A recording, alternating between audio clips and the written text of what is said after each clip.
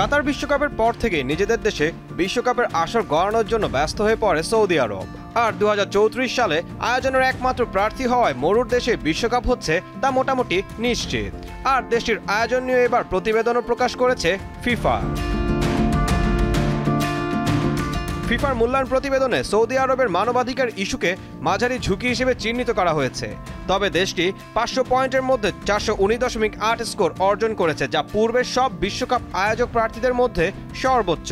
আর বিশ্বকাপ আয়োজনে দেশটি ইতিবাচক ভূমিকা রাখতে পারবে বলেও আশা ফিফার। তেল সমৃদ্ধ দেশটির বিশ্বকাপ আয়োজনে এখন অবকাঠামোই প্রধান চ্যালেঞ্জ। বিশ্বকাপে খেলা হবে 23টি স্টেডিয়ামে। এর মধ্যে একটি নির্মাণের অপেক্ষায় কিং সালমান স্টেডিয়াম, যার দর্শক ধারণ ক্ষমতা হবে 92,000। এখানেই হবে বিশ্বকাপের উদ্বোধনী ও ফাইনাল ম্যাচ।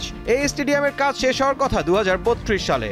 এছাড়াও 350 মিটার উচ্চতায় স্টেডিয়াম ইন দ্য স্কাই, যা নিয়ম শহরে নির্মিত হবে। তবে এই পরিকল্পনা বাস্তবায়নেও মাঝারি ঝুঁকি রয়েছে বলে ফিফার প্রতিবেদনে বলা হয়েছে। 2022 সালে কাতার বিশ্বকাপ নভেম্বর-ডিসেম্বরে শীতের সময় অনুষ্ঠিত হয়েছিল গ্রীষ্মের তাপদাহের কারণে। এবারও সৌদির ক্ষেত্রেও একই সিদ্ধান্তে আসতে পারে ফুটবলের সর্বোচ্চ নিয়ন্ত্রক সংস্থা। গ্রীষ্মের তাপমাত্রা 40 ডিগ্রি ছাড়িয়ে যেতে পারে উল্লেখ করে খেলার সময় নিয়ে উচ্চ ঝুঁকির কথাও স্বীকার করেছে ফিফা। সেই কারণে সম্ভাব্য কোনো সূচি এখনো ঠিক করা হয়নি।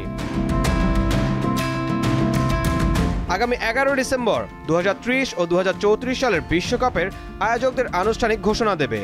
2030 সালের বিশ্বকাপ যৌথভাবে আয়োজন করবে Spain, Portugal, Morocco, Argentina, Uruguay এবং প্যারাগুয়ে। এই আয়োজনে 1930 সালের প্রথম বিশ্বকাপের শতবর্ষ উদযাপন করা হবে। ঈশান হাসান, দীপ্ত স্পোর্টস।